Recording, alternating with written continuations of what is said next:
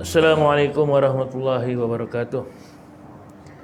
Ila hadrat Nabi Muhammad sallallahu alaihi wasallam wa ila arwahil anbiya'i wal mursalin awliya'i was salihin wa syuhada wal ulama wa tabi'in wa tabi'in bi ihsan summa ila arwahi walidina wa muallimina wa usratina wa ikhwanina wa ashabina wa jami'il muslimina wal muslimat wal mu'minina wal mu'minat al ahya'i minhum wal amwat, khususan ila musannif hadzal kitab sya'unillah lahumul fatihah. A'udzu billahi minasy syaithanir rajim. Bismillahirrahmanirrahim. Alhamdulillahirabbil alamin. Arrahmanir rahim. Maliki yaumiddin. Iyyaka na'budu wa iyyaka nasta'in. Ihdinas siratal mustaqim. Siratal ladzina an'amta 'alaihim ghairil maghdubi 'alaihim waladdallin. Amin. Bismillahirrahmanirrahim. Alhamdulillahirabbil alamin wassalatu wassalamu ala asyrafil anbiya'i wal mursalin wa ala alihi washabbihi ajmain. Allahumma aftah alaina hikmataka wanshur alaina min azani rahmatika ya arhamar rahimin. Allahumma ighfir lana dzunubana wa liwalidina warhamhuma kama rabbawna shighara wa li jami'il muslimina wal muslimat wal mu'minina wal mu'minat al ahya'i minhum wal amwat. Rabbana atina fid dunya hasanah wa fil akhirati hasanah wa qina azaban nar. Wa sallallahu alaihi wasallam Muhammad wa ala alihi washabbihi wasallam. Walhamdulillahi rabbil alamin. Taqabbalallahu minkum minna wa minkum taqabbal ya karim. A'udzu billahi minasy syaithanir rajim. Amana ar-rasulu bima unzila ilaihi min rabbihi wal mu'minun kullun amana billahi wa malaikatihi wa kutubihi wa rusulihi la nufarriqu baina ahadin min rusulihi wa qalu sami'na wa ata'na ghufranaka rabbana wa ilaikal masir. La yukallifu Allahu nafsan illa wus'aha laha ma kasabat wa 'alaiha ma iktasabat. Rabbana la tu'akhidhna in nasina aw akhtana. Rabbana wa la tahmil 'alaina isran kama hamaltahu 'alal ladzina min qablina. Rabbana wa la tuhammilna ma la taqata lana bih wa'fu 'anna waghfir lana warhamna anta maulana fansurna 'alal qaumil kafirin. Sadaqallahul azim.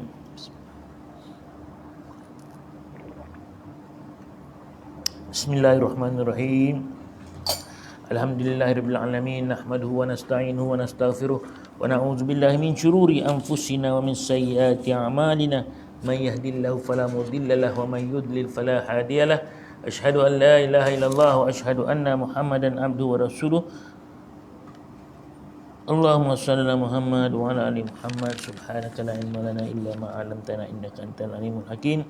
Rabbi shrah li sadri wa yassir li amri wa hlul 'uqdatam min lisani yafqahu qawli, amma ba'd. Yang dimuliakan Tuan Imam, Tuan Bilal serta sidang jemaah yang dirahmati Allah sekalian, alhamdulillah pada malam ini kita dipertemukan sekali lagi, dan insya-Allah pada malam ini kita akan sambung perbincangan kita menggunakan berpandukan kitab golongan yang tercicir di sepanjang jalan dakwah. Pada malam ini insya-Allah kita akan masuk pada muka surat 95. Betul tak Iaitu kedua apa tu? Sifat-sifat yang perlu ada pada pada pimpinan, seorang pemimpin lah. Yang pertama tu bukan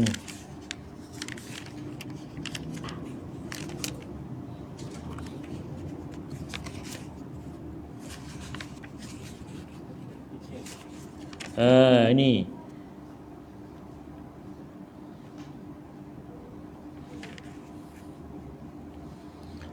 di bawah tajuk besar, iaitu fasal kedua, sebab-sebab keciciran. Pertama, sebab yang berhubung dengan gerakan. Yang kedua, sebab yang berhubung dengan individu, anggota. Maksudnya empunya diri.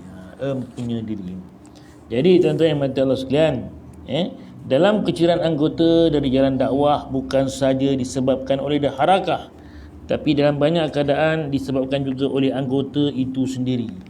Maksudnya di sini semata-mata meletakkan kesilapan itu pada satu-satu organisasi itu tidak betul, tidak tepat. Bukan semuanya sebab organisasi. Yang ada juga ketikanya sebab tuan punya badan itu sendiri. Ini kita nak tengok. Dia kata tuan punya badan itu sendiri, kita lah. Kita macam mana? Sekarang kita sentuh antara sebab-sebab berikut. Pertama, tabi'i yang tidak tetap. Ada orang yang tertarik dengan suatu gerakan atau harakah oleh suatu tarikan suasana atau suatu sebab. Lantas dia menyertai gerakan atau harakah itu. Tetapi apabila mereka sedar yang mereka tidak dapat mengikuti dasar dan peraturan harakah, tidak dapat patuh pada harakah, mereka pun meninggalkannya. Itu sebab penting. Ingat tak, saya selalu ulangi, berpandukan kitab yang mula-mula kita buka, iaitu apa artinya saya menganut Islam. Maksudnya kita nak menyertai satu-satu gerakan atau satu-satu organisasi itu bukan dengan sebab semangat, mesti dengan sebab ilmu. Nak dapat ilmu kena belajar. Tak belajar tak dapat. Belajar macam mana? Okey, kuliah fiqh bagus. Kuliah tauhid bagus. Kuliah sirah bagus, bukan tak bagus. Tapi ada ketikanya kuliah gerakan, kuliah haraki, kita kena duduk dulu. Baru kita faham. Kalau tak, kita tak akan faham. Kenapa ada ketikanya kita tak boleh bersama? Kenapa ada ketikanya kita boleh bersama? Kenapa dah bersama kita boleh berpisah? Kenapa kadang-kadang contohlah, saya suka ambil contoh yang benar senang pada kita. Contohnya kadang-kadang arahan pimpinan kita tak ikut. Saya nak sebut contoh ni kan nampak jelas sangat. Arahan daripada pimpinan kata begini, kita buat macam ni. Itu kalau kita cerita pimpinan jemaah Islam lah. Kalau jemaah surau lah. Kalau kita nak kira dengan jemaah surau. Ada ketikanya kita bersama, ketika itu bacaan kepimpinan kita berbeza. Sebab itu kita kena ingat kenapa satu ketika dulu orang kata jemaah Islam ni pun bersama juga dengan orang yang tak nakkan Islam. Satu ketika kenapa? Agak-agak kalau cerita terang-terang boleh tak ni? Okey, boleh boleh tak? Boleh yang kena aku seorang, korang tak kena. Baik, ada ketikanya kenapa jemaah PAS itu boleh bersama dengan DAP dan PKR dulu kan, dalam Pakatan Rakyat, tapi tak boleh bersama dengan UMNO. Sekarang baru-baru ni bersama pula dengan UMNO dengan Bersatu. Lepas tu tak bersama pula. Kenapa? Ni kita kena faham. Sebab itu tuan-tuan, bila kita cerita tentang siasat atau politik, ini kita ibarat kata dalam arti kata peperangan. Bila berperang, apa arahan pimpinan, jangan banyak soal, ikut. Kepimpinan kata macam ni, ikut. Siapa sini? Polis ke? Askar? Oh, SB tu banyak. Baru aku tahu selama ni. Pangkatnya apa?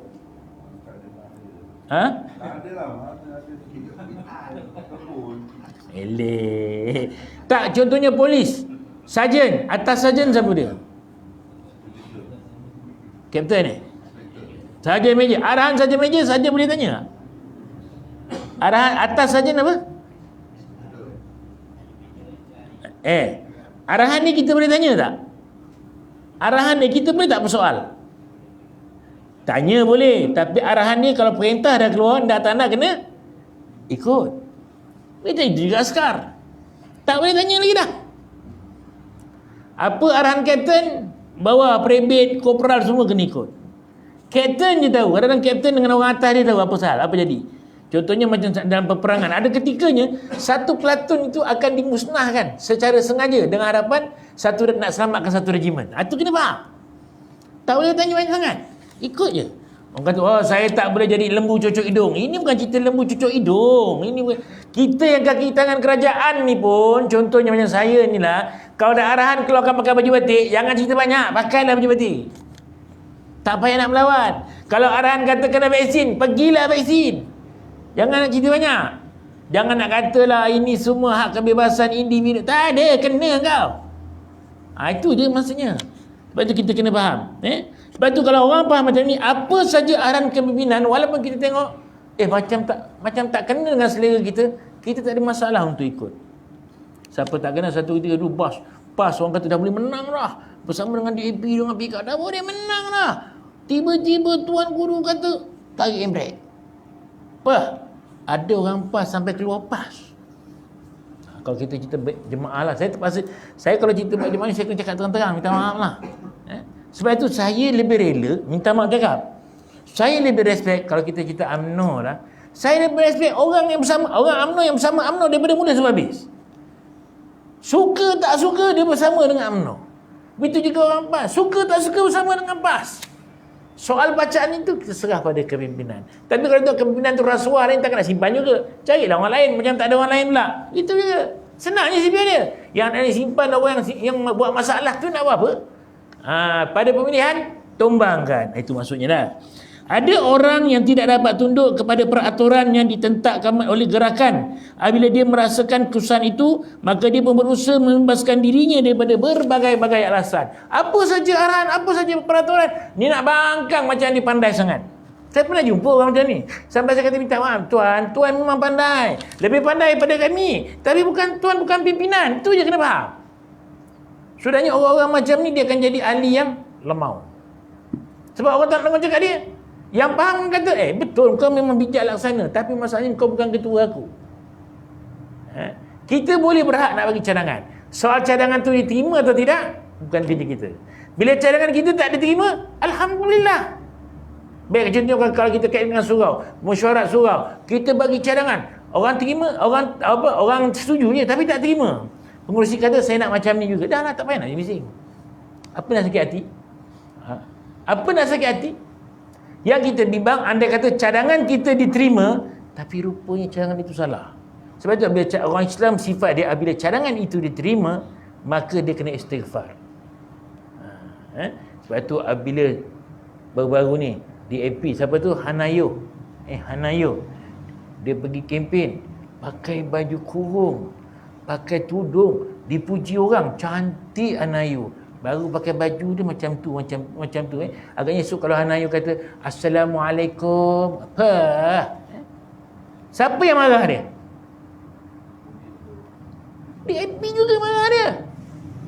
Lepas ni DAP semua orang Islam lah. Nak pikat orang Islam, nampak? Macam tu dia punya perangai. Kita kena macam tu lah. Kita orang Melayu, apatah lagi kita agama Islam, kita kena macam tu lah. Kalau kita nak cerita tentang itu, kalau kita nak cerita tentang jemaah surau kita, organisasi surau kita, aku organisasi ni, kau nak cakap apa, cakaplah kau ni pasal lah. Aku dengan organisasi aku ada ketua, aku ada pengurusi kata macam ni, aku ikut. Itu maksudnya.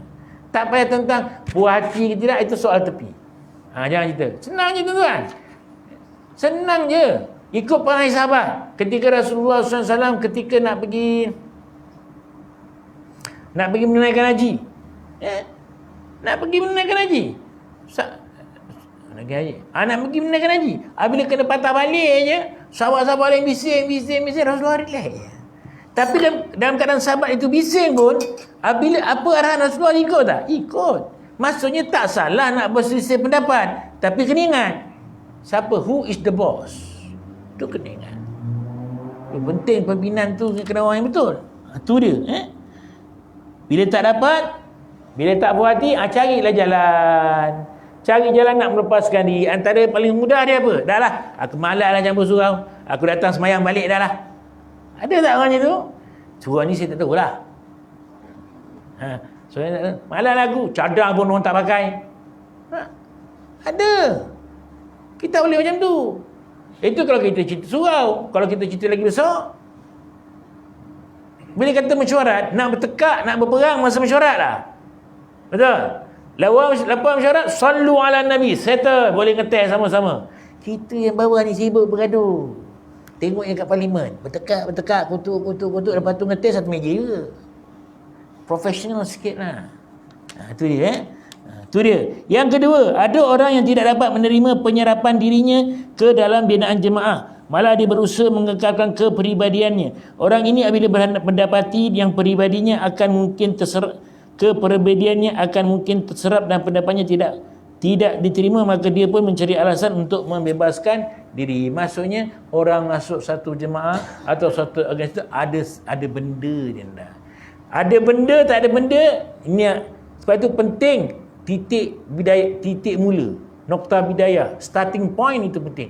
Kenapa bersama dengan jemaah ini? Kenapa bersama dengan organisasi ini? Sebab itu kadang kalau kita heran, kalau kita tengok yang paling mudah sekarang ni, bila suami isteri, bila tak sepahaman je, ada tak yang buat bercerai? Ada. Baru kahwin 2 minggu dah nak bercerai. Kahwin bukan main besar-besaran bukan buat. Sebab apa?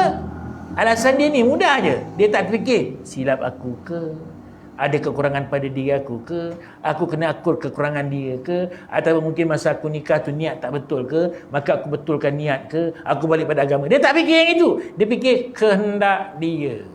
Begitu juga dalam jemaah Islam. Bila orang yang ada kehendak tersendiri, lama-kelamaan kehendak itu akan terbit. Orang akan nampak, oh macam ni. Oh macam ni. Padanlah. Oh macam ni. Sikit-sikit. Bila orang dah perasan, dia mula cari jalan nak lepaskan diri dia, nak bebaskan diri dia. Sebab orang tahu apa, dah kantul. Tu kita kena faham.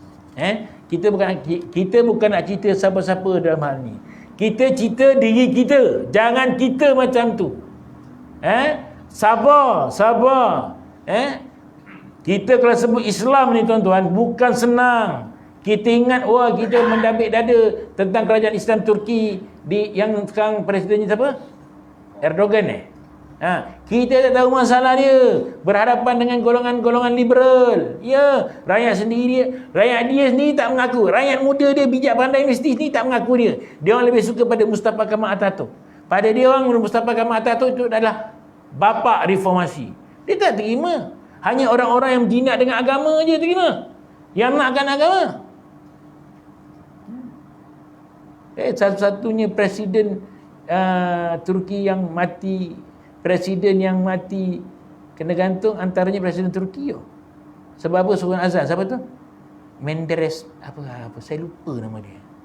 Sebelum ni punya. Dia nak suruh hidup kembali azan saja sampai kena gantung. Erdogan, ya Allah Akbar. Golongan LGBT.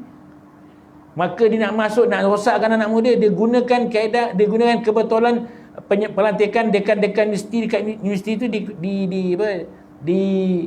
dipegang kuasa melatih itu dipegang oleh kerajaan. Dikata kerajaan tak nak campur tangan, hak kebebasan. Sebenarnya yang menggerakkan tu adalah golongan-golongan LGBT. Andai kata berjaya itu, dia akan minta perakuan pada gerakan LGBT. Itu kita kena faham. Lepas tu kita kena baca sejarahnya. Kena faham buat araki. Kalau betul rakyat bersedia tengok apa yang berlaku satu ketika tahun bila tu, Turki rapasan kuasa oleh tentera. Siapa yang menggagalkan? Bukan tentera juga. Siapa? Rakyat. Sebab rakyat faham. Kita kena macam tu lah. Kita kena macam tu. Kita faham, insya-Allah hati kita tenang bersama dengan gerakan Islam. Tak menang biasa. Tak menang biasa. Tu orang cakap jemaah Islam PAS ni kalah pun buat jamuan. Kalau menang aku tak tahulah. Betul terbukti tuan-tuan. Kalah pun kita buat jamuan. Sekali menang Maharani, tu dewan kita pakai. Betul? Buat jamuan. Orang yang kerja kat dewan apa? Dewan Pemerintahan punya senyum lah. Apa tak senyum? Selama ni dia kata kalau buat program kat dewan, penat dewan nak ngemas. Pada hari itu, malam itu, dia orang cuci tangan. Balik semua dah kemas. Semua dah siap. Siapa punya kerja? Jangan tanya. Memang kita dah didik begitu. Bukan tinggal-tinggal bontang. Begitu. Tu kalau kita masuk atas bersama dengan satu jemaah atau organisasi atas dasar kefahaman, hati kita akan tenang. Bila saya kata organisasi ni macam-macam tuan, jangan salah faham. Saya menceritakan tentang suasana lebih besar. Tapi boleh tak kita kaitkan dengan rumah tangga? Boleh, tak ada masalah. Organisasi yang paling kecil, rumah tangga lah. Kerajaan yang paling kecil, kita lah rajanya kan. Rumah kita Perdana Menterinya. Boleh kita gunakan kaedah ni. Itu kita kena faham. Saya teringat salah seorang dari mereka, ini kata penulis, yakni dari orang-orang yang tidak berperaturan, yang semua bidang hidupnya, baik yang khusus ataupun umum, tidak teratur dan tidak akan dapat membuat aturan biarpun diusahakan demikian. Apabila keluar dari jemaah melakukan sesuatu yang merosakkan amal Islami dan membuat seruan bahawa amal Islami tidak perlu ada peraturan. Berlaku juga tuan-tuan sekarang. Bila kelari daripada jemaah Islam, macam-macam diburukkannya. Sebab itu tuan-tuan, kita boleh beri maaf pada musuh, tak ada masalah. Tapi untuk pada pengkhianat, Masya Allah, susah sikit. Kenapa? Sebab pengkhianat itu pernah bersama dengan kita. Dia tahu selok belok kita, dia tahu baik buruk kita, dia tahu lebih atau kurangnya kita. Berbeza dengan musuh. Itu dia. Tak heran lah. Tak heran. Tak heran susah sikit orang nak terima. Oleh orang ini mencampur adukkan di antara hak-hak saudara Islam, yakni ukhuwah Islamnya dengan kewajipan tentera, wajibat jundia dan keperluan pentadbiran muqtadayat at-tanzim. Ia memberi peluang kepada ukhuwah untuk melakukan kerja-kerja jundiah dan beri kebebasan kepada mereka tanpa perlu mengikut kehendak dan peraturan. Baik tuan-tuan, saya suka kaitkan cerita ni dengan cerita satu perang zaman dunia kedua dulu. Bridge of River Kwai. Pernah dengar tak cerita tu? Pernah tengok je? Oi, itu best tu. Pernah tengok? Kau ni. Kita bukan nak cerita tu. Kita nak tengok pengajarannya. Bila kita main pukul kata semua sekali. Nak buat jembatan, nak buat jalan landasan kereta api maut. Tak jadi-jadi. Jepun punya style. Tak jadi-jadi. Buat ni tak jadi, buat ni tak jadi. Dia punya cara ialah semua orang kena kerja. Tak boleh, semua tak boleh terlepas. Semua mesti kena kerja. Tetapi rupanya bila dia guna pakai kata-kata pegawai tentera British lah ceritanya, kena ada satu sistem. Maksudnya bagi arahan, yang rukis plan, yang menjalankan dasar, semua tu. Maka baru terjadi. Macam tu juga kita sekarang. Kita tak boleh harap bos turun padang aja. Matilah bos. Bos turun padang aja. Bila tak turun, orang bawah cerita. Bos ada kerja dia. Pimpinan ada kerja dia. Bawah ada kerja. Amilin ada kerja dia. Jundiah ada kerja dia. Jangan diganggu, jangan dikacau. Kalau semua nak ambil kerja polis, matilah. Polis ada kerja dia. Tapi kalau polis pun nak ambil kerja bomba, matilah polis. Tu je sipir dia senang. Polis ada kerja dia, tak boleh sebarang. Awak kan polis, awak kan kaki tangan awam, tolonglah kebakaran. Ilmu tak ada. Tak salah lah polis tu. Kena polis tu tengok aja kemarangan, orang kata apa polis berdiri macam patung berhala, tak buat apa. Kau nak suruh polis tu buat apa? Dia tak ada di bidang itu. Terpaksa lah tunggu bomba dengan potong besinya, dengan apanya. Sipanya senang je. Begitu juga dalam beberapa organisasi. Apatah lagi dalam gerakan Islam. Yang pusatnya lain, negerinya lain. Pusat tu ada JK-JK-nya. Negerinya lain. Cawangannya lain. Gerakan cantik. Tak boleh semua nak main sama. Tak boleh. Maksudnya, chain of command. Ni sikit cerita macam polis sekarang. Chain of command. Apa istilah chain of command ni? Rantai arahan tu. Rantai arahan tu kena betul. Yang bagi arahan, macam orang kalau dah engineer, kalau dah pelukis pelan pun kena buat bangunan, matilah dia. Sipil ni senang je. Pelukis pelan, jurutera. Kontrak. Tukang gimbal. Tukang tanam bim. Macam tu lah cerita dia. Bukan boleh semua. Itu maksudnya. Pada pandangannya, peringkat ukhuwah sudah membolehkan mereka melakukan berbagai-bagai perkara. Orang-orang yang tidak dapat menunaikan janji mereka adalah dimaafkan kerana mereka adalah saudara seagama. Orang-orang yang melakukan kesalahan adalah dimaafkan dan tidak boleh dihukum kerana mereka adalah saudara seagama. Maksudnya kat sini, kalau silap tu tak ada masalah lah. Tapi yang penting kena ikut landasan yang betul. Kalau dah kita suruh orang tu, sebab tu kalau kita balik awal tu, kita kena mengenali ahli kita. Tapi kalau kita dah letak ahli kita tu salah tempat, bila dia buat salah, takkan kita nak marah. Kita bagi orang tukang apa? Macam mana cakap tukang masak suruh jadi tukang serve, matilah dia. Tak datang. Buka catering yang dia lah masak, dia lah nak serve. Tak terkejar dia. Sipilnya senang je, itu je maksudnya. Berorganisasi, begitulah. Orang yang tak ada kemahiran membuat menguruskan kewangan, kita pergi jadikan bendahari surau, nak mampus. Nak nguruskan duit dia pun terkia-kia lah orang rumah. Kita bagi dia pula jadi bendahari, matilah dia.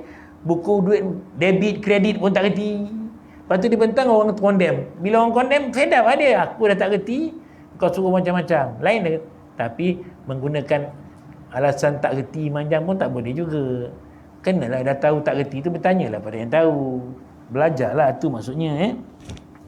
Logik ini, yakni tidak perlu peraturan, adalah ditolak kerana ia merupakan logik yang tidak dapat diterima oleh syarak. Logik yang merosakkan nilai, merosakkan prinsip, balasan dan hukuman. Logik yang mencetuskan keadaan kucak-kacir. Tidak boleh menggunakan sekadar akal saja, kena ada ilmu. Sebab itulah dia katakan peraturan. Dalam sekolah, seorang guru besar dibantu oleh guru-guru penolong kanan, dibantu oleh guru-guru. Okey? Guru besar tahulah kerja cikgu tu serba sedikit, tapi dia kena lagi luas daripada tu tugas dia. Kerja cikgu ialah mengajar saja. Tapi kalau semuanya dibebankan kepada guru besar, sama siapa yang nak buat keputusan ni? Siapa yang nak buat keputusan? Tak ada. Susah. Sebab itu kalau guru besar, kita bagi pada guru besar. DPK ada bahagian dia, guru ada bahagian dia. Begitu juga dalam organisasi. Pimpinan ada bahagian dia, Tuan Presiden ada kerja dia, Setiausaha Agung ada kerja dia, ahli ada kerja dia. Senang je. Kalau ikut macam itu memang senang, tak ada masalah. Tak payah kita pening-pening kepala. Cukuplah di sini kita membawa sepotong ayat Quran dan contoh dari sirah Rasulullah SAW yang menunjukkan bahawa Islam menolak logik ini. Dari ayat Quran, firman Allah Ta'ala dari surah Al-Mujadalah yang bermaksud, kamu tidak akan mendapati suatu kaum yang beriman kepada Allah dan hari akhirat saling berkasih sayang dengan orang-orang yang menentang Allah dan Rasulnya, sekalipun orang itu bapa-bapa atau anak-anak atau saudara mara atau keluarga mereka. Mereka itulah orang-orang yang telah Allah tanamkan keimanan dalam hati mereka dan menguatkan mereka dengan pertolongan yang datang daripadanya, dan dimasukkan mereka ke dalam syurga yang mengalir di bawahnya sungai-sungai. Mereka kekal di dalamnya. Allah redha terhadap mereka dan mereka pun puas terhadap Allah, terhadap limpahan rahmatnya. Mereka itulah golongan Allah. Ketahuilah bahawa sungguhnya golongan Allah itulah golongan yang beruntung. Maksudnya, suka tak suka, kerabat tak kerabat, yang salah tu tetap salah. Bukan maksud kita buang dia, kita kena cakap salah ni, tak boleh. Contohnya kadang-kadang dalam keluarga kita ada seorang jemaah Islam, seorang bukan jemaah Islam, tak ada masalah. Tapi yang salah dia, kita kena, kalau tuan-tuan buka dalam kitab Ihfazillah Yahfazu, antara ciri-ciri orang mukmin itu menyayangi dan membenci kerana Allah Ta'ala. Maksudnya nak benci bukan benci manjang. Faham? Yang salah tetap salah, tapi tetap saudara. Itu kita kena faham. Tapi kalau orang tu memang orang-orang memang puak yang menentang pada agama, tak boleh bagi can. Habis Ustaz, dulu kenapa PAS boleh bersama dengan DAP? Apa nak bacaan? Ketika itu dalam arti kata menentang kezaliman. Itu bacaannya. Menentang kezaliman kerajaan yang terdahulu. Maka sebab itu bersama. Tapi bila kita nampak kawan-kawan kita dah mula nak mijak kepala, nak dengar kita ikut cakap dia, nak sampai nak kacau dalam isi rumah kita, takkan kita diam. Itu dia sipir dia. Macam saya dengan Bat kan geng. Tapi Bat sampai apa aku makan kat rumah pun tak tahu apa hal. Takkan nak diam aja. Bagi warning. Rumah aku, rumah kau. Tak berubah juga. Belalah kau. Macam tu je lah sipir dia. Senang, sama je. Kita gitu juga. Bila mana nak mentang kezaliman, okey, sama. Contohnya, tak payah kita cerita masa tu. Kita cerita masa isu Palestin. Bukankah jemaah, bukankah organisasi Islam dan organisasi bangsa Melayu yang besar, saya cakap UMNO dan PAS boleh bersama di stadium sebab menentang Palestin. Macam tu lah maksud dia. Tapi bila mana kau nak kacau aku, tak boleh lah.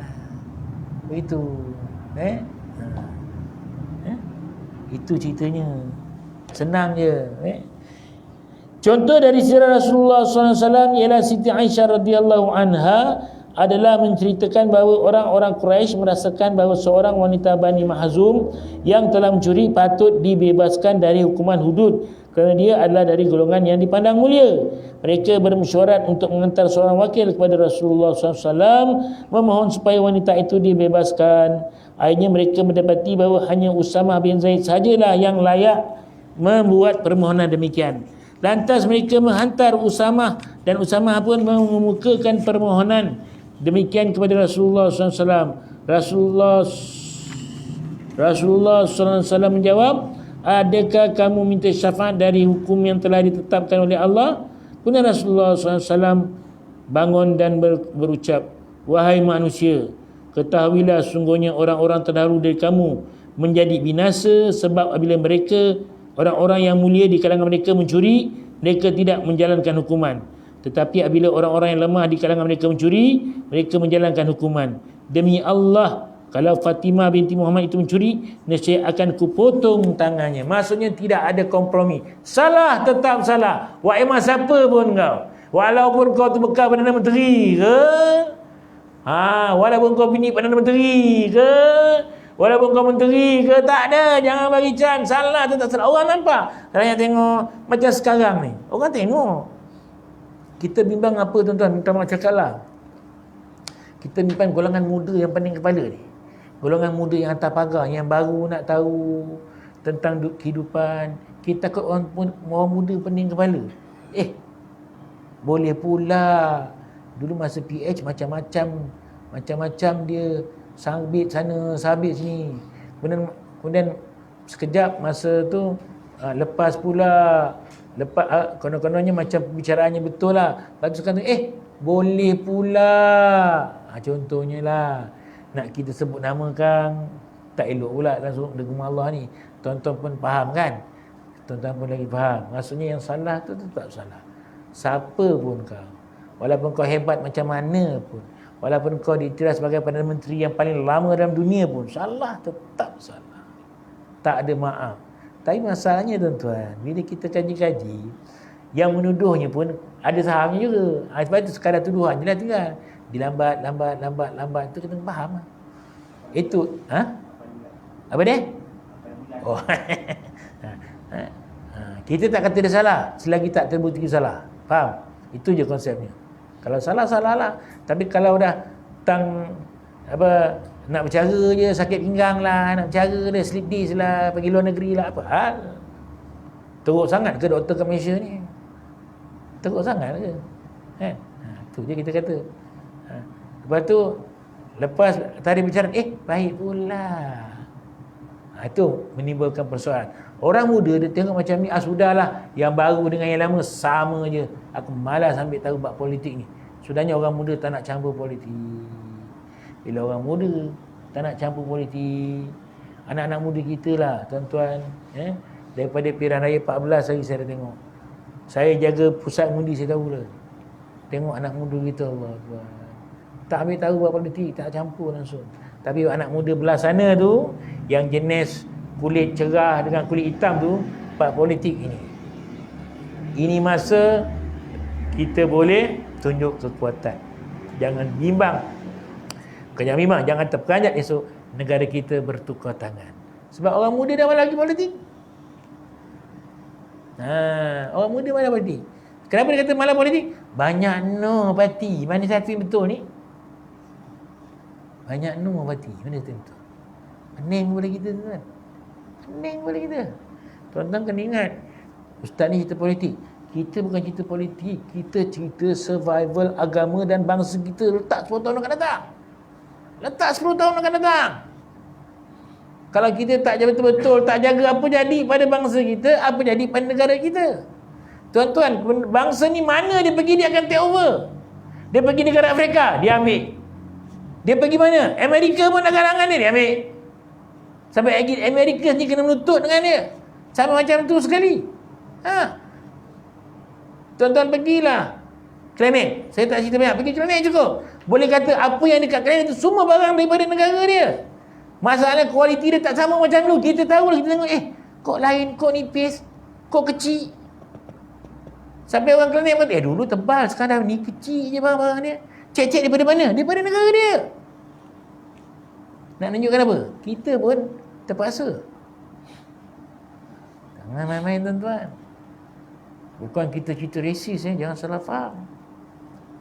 Kalau kita cerita perkauman, Rasulullah bagi satu garis panduan. Kalau kita bersama dengan kaum kita dalam hal-hal maksiat, itu perkauman.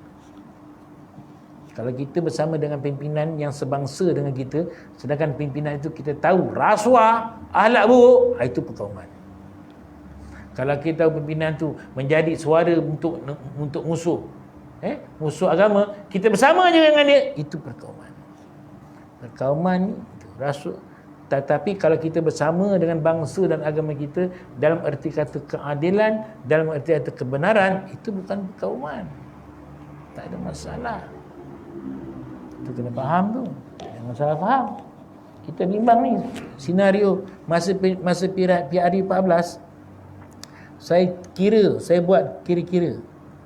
Datang-datangnya masuk Melayu tak. Cina tak.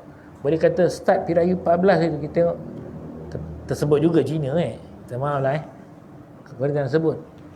Boleh kata yang datang mengundi tu, kalau Melayu ni sebaris, orang Ce tu 3 baris tuan-tuan. Orang yang tak pernah kita jumpa pun. Bila kita tanya yang jaga pacar tu, ketua bilik undi tanya, you daripada mana? Saya itu Mata Lebam. Mata Lebam apa? Mata Lebam itu mata biru. Dia nak sebut PKR pun tak kerti. Nampak? Dia punya kesedaran berpolitik. Sebab apa? Surat khabar dia banyak cerita politik. Surat khabar kita bola, hiburan.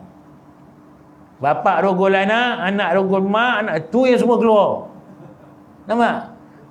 Sedangkan ada satu kaedah psikologi mengatakan satu benda tu kalau disebut, biasanya dia akan dia kerap disebut, dia akan jadi macam biasa. Kalau boleh jangan disebut-sebut. Jangan disebut-sebut. Contoh dulu, siapa tahu buku syit? Tahu buku syit? Seorang pun tak tahu. Sekali tok-tok, itulah apa tu? Dr. M minta maaf cakap lah. Pengharaman buku syit. Orang cari sampai berulang kali cetak lah. Sebab kau sebut, cuba kau diam. Cuba kau diam. Itu juga. Sebab itu saya ingat, saya suka kata-kata Faizal Tehrani, walaupun dia ni Syiah. Saya terus cakap. Dia kata sepatutnya kita orang Melayu ni, orang Melayu beragama Islam, kalau boleh buat cerita ni, tunjukkan Islam tu maju. Tunjukkan Islam tu hebat. Bukan ceritanya kau drama, rebut bini orang, rebut pusaka, rebut harta. Tak mau tu.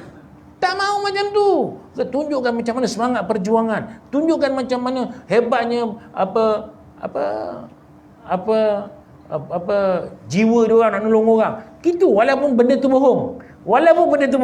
Kerana dia akan jadi kenyataan akan kelak. Sebab itu satu ketika Jackie Chan, sikit cerita Jackie Chan pula ah. Dia cakap bezanya filem Cina dengan filem Hollywood. Dia kata apa?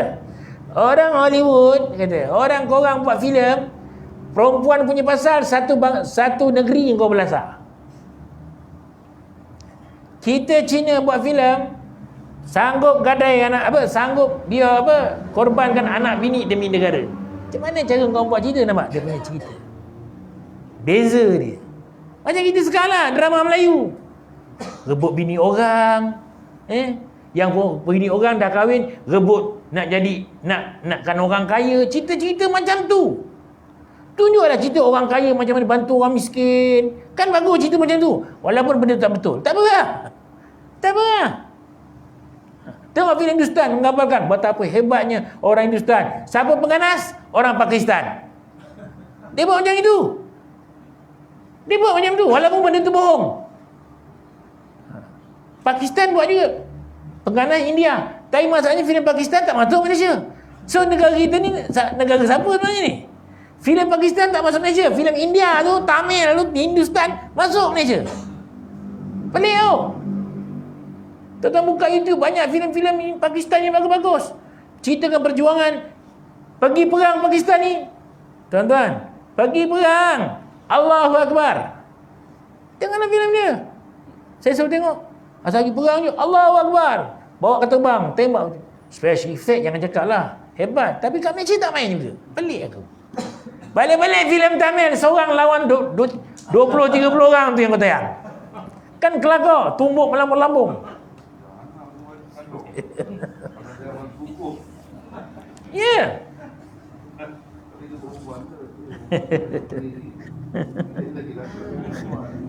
Betul. Perempuan punya pasal habis. Bergaduh. Ya, Turki pun sedap. Apa tu? Ertugrul. Ertugrul tu ada cerita sebenarnya tu. Dia ada satu kisah Ertugrul. Tu jangan. Itu satu. Ertugrul ni ada nama kapal. Ada ceritanya. Pernah dengar Ertugrul?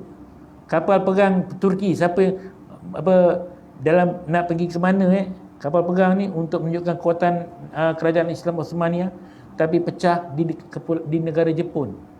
Di kepulauan Jepun kena ombak, pecah dia punya dandang, meletup kapalnya. Orang lain Jepun tolong dia.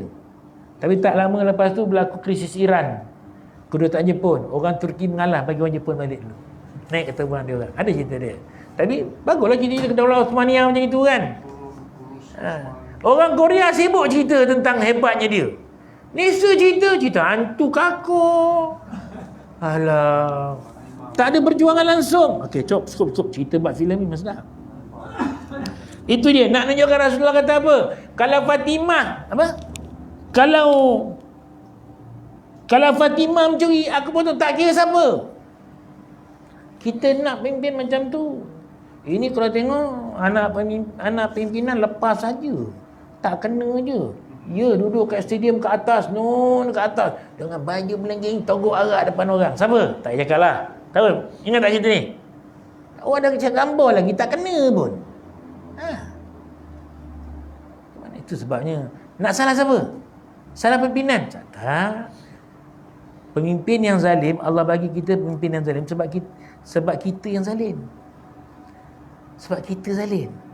Kita zalim, kita pergi pilih orang tu yang pimpin siapa suruh. Dah tak ada orang agama ke? Tak nak pilih. Siapa bagi aku duit, itulah kita pilih. Ni sekarang pula dah ada parti muda pula. Lagi pening bila anak muda 18 tahun dah boleh undi. Betul? Anak muda pun tahu. Siapa bagi aku tab banyak, menang lah. Siapa bagi aku banyak hiburan, menang lah. Mana tu buat agama? Nak tengok anak muda minat agama. Kira lah berapa orang kat sini anak muda. Adalah 70-80 orang. Nak cakap macam mana? Padahal siapa tak tahu dia punya bos tu siap bergambar kata dengan perempuan, siap joget kat kelab malam. Yang itu juga kau pilih? Pelik aku. Yang ada ciri-ciri ustaz, yang pakai kepiah, yang tak ada masalah, yang tidak rasa, tak ada pula aku pilih. Nak azan dulu ke? Terus azan dulu lah. Sambung sikit, InsyaAllah.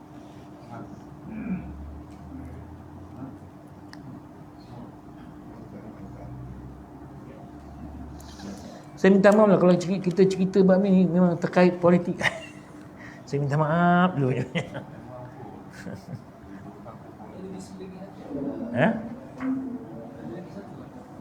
Wallahualam, tak tahu lah. Nantilah lepas ni kita buat lama lagi ni. Ini pun dah kena habis. Nanti saya tanya Ustaz Muhyiddin. Lepas ni buku apa bagus?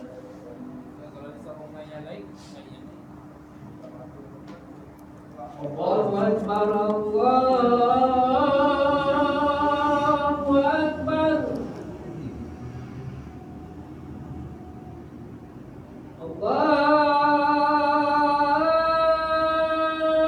Akbar, Allahu Akbar. Asyhadu an la ilaha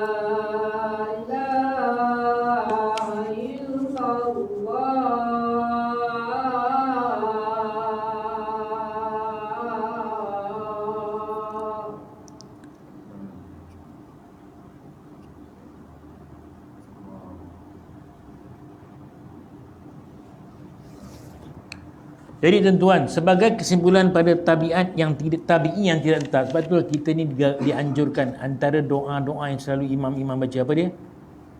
Ya muqallibal qulub, sabbit qalbi ala, ataupun qulubuna ala dinik, kan? Wahai yang membalik-balikkan hati, tetapkanlah hati kami atas jalanmu. Sebab kan hati ni, qalbun ni asalnya adalah bukan hati. Qalbun ni dia perahu bulat. Perahu bulat. Pernah tengok tak perahu bulat? Dekat Arab, dekat Hindustan, dekat Kashmir tu, macam cerita yes, Panji Sanggam punya perahu tu. Dia susah nak kayu, dia boleh tergolik. Itu kalbun. Sebab itu dia muqallibal qulub, kalbun, membalik, dikaitkan dengan hati. Itu dia. Lepas tu kita kena rajin doa macam tu. Baik, kita sambung sikit lagi, iaitu yang kedua, takut berlaku sesuatu ke atas diri dan pendapatan. Baik tuan-tuan, saya tak nak cerita bab ni. Saya nak cerita sikit secara lapisan pertama. Banyak ahli gerakan Islam kadang-kadang pelajar U masa di universiti hebat. Bila masuk alam kerjaya dengan bebanan kerja, kena pula dah berkeluarga, ada anak, dia terus lemah. Ini antaranya. Kemudian ada pula yang dah bekerja, fikir pula aku ni makan gaji kerajaan, tak boleh ni semua tak boleh. Ada. Siapa suruh? Bila kita, siapa suruh kau tengah kerja kau buat kerja jemaah? Tak suruh. Jangan salah faham. Kerja jemaah buatlah luar waktu kerja. Yang sampai melibatkan waktu kerja tu nak buat apa? Tapi ada orang pula, dia jiwa dia semangat, bagi macam mana pun tuan. Saya nak cerita tuan-tuan. Saya cerita ada beberapa keadaan. Benda ni baru berlaku, saya baru saksikan ketika saya mengiringi isteri dan kawan-kawan dia dan kumpulan anak-anak muda perempuan dia daki Bukit Mo. Saya suka cerita benda lah ni. Ada dua orang, sepasang suami isteri datang. Dia datang lambat. Dia pun nak daki juga. Ceritanya dia datang, dia bawa 2 orang anak. Suami dokong seorang, bini dokong seorang. Naik Bukit Mo. Tak ada alasan pun naik. Ada pula datang seorang diri, bawa 4 orang anak. Yang paling tu baru sekolah rendah, yang kecil tu sampai rumah saya risau. Jalan juga. Orang perempuan ni kau dah kuat semangat. Jalan juga bawa anak-anak. Usrah malam-malam datang bawa anak-anak. Suami tak ada, suami dekat keluar kerja. Nak cerita semangat dia tu, dia tak menjadikan alasan. Tapi ada orang dapat anak seorang dah buat alasan. Baru kerja dah buat alasan. Sibuk sikit buat alasan. Sakit sikit macam yalah, dah buat alasan. Tak sihat lah apalah. Ni semua alasan. Saya tengok kata-kata seorang pakar motivasi, dia kata sekali kau buat alasan, jangan sampai kau Allah makbulkan alasan kau. Mati kau, tak sempat apa Allah bagi. Kau sekadar sibuk kerja, Allah bagi kau sibuk betul. Kena adakan masa. Kau kata tak sihat, betul-betul Allah bagi kau tak sihat, kalau masuk hospital aja. Ada. Sebab tu kita dalam kerja untuk Islam ni tidak boleh beralasan. Jangan bagi alasan. Ustaz, benda ni banyak pakai duit Ustaz, saya bukan ada duit.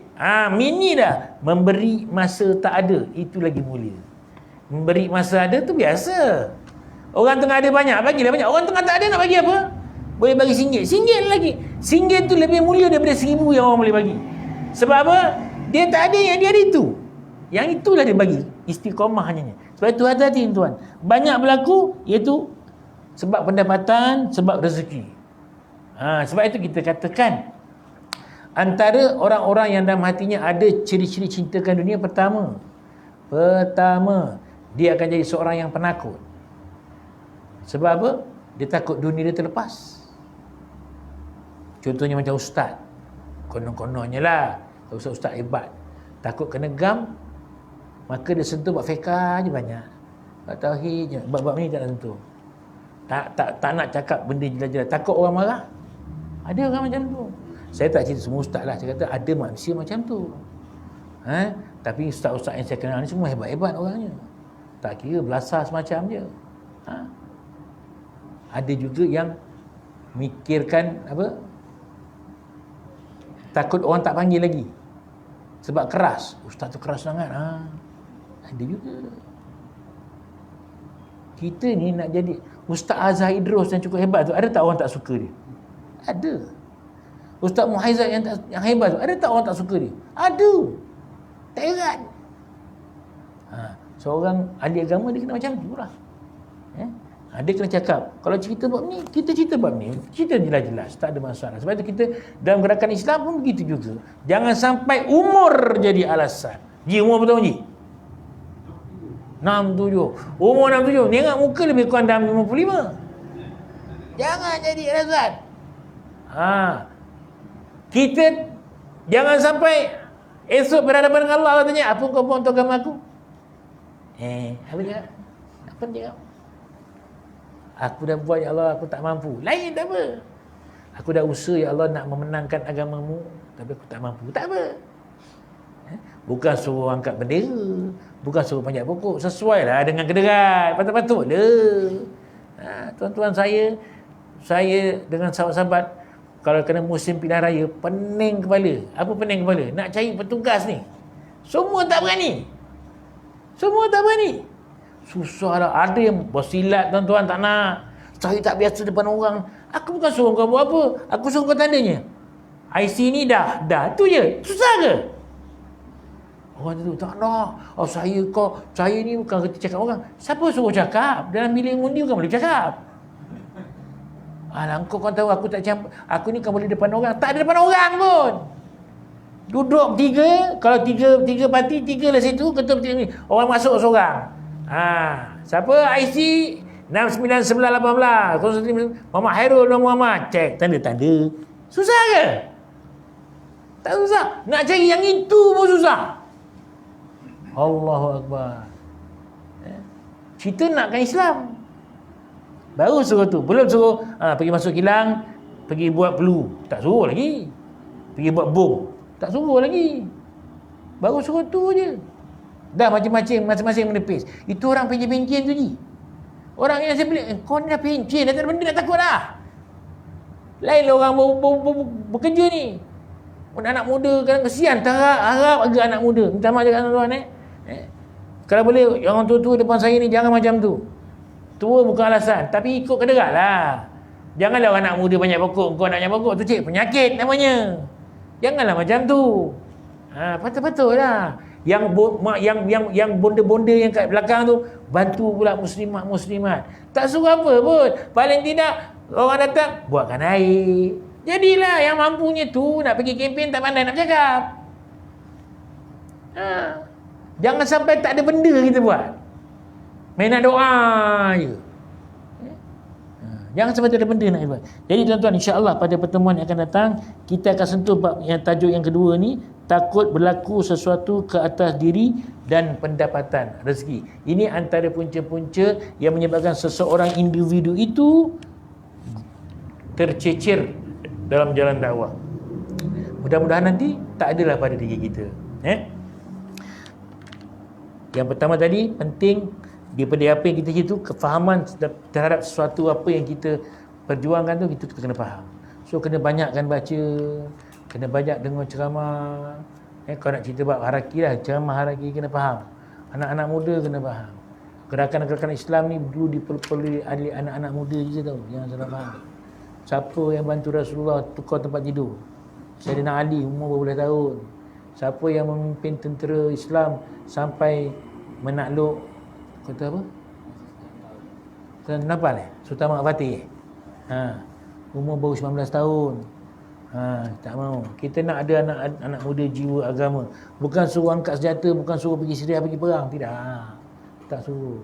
Kena fahamkan betul-betul. Begitu. Jadi insya-Allah tuan-tuan, saya rasa cukup setakat tu untuk malam ni. Saya mohon ampun dan maaf lah kalau ada terkurang sana sini. Saya mohon ampun banyak sangat. Kita pun belajar juga sebenarnya. Sungguhnya yang baik itu datang daripada Allah, yang kurang baik datangnya dari kelemahan dan kejahilan diri saya sendiri. Kita ada dengan bacaan tasbih kifarah dan surah Al-As.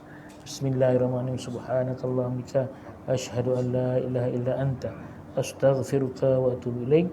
Bismillahirrahmanirrahim. Wal 'ashr innal insana fi khusr illa alladhina amanu wa 'amilus solihat wa tawassaw bil haqq wa tawassaw bis sabr. Sadaqallahul azim. Wabillahi taufiq. Assalamualaikum warahmatullahi wabarakatuh. Allah.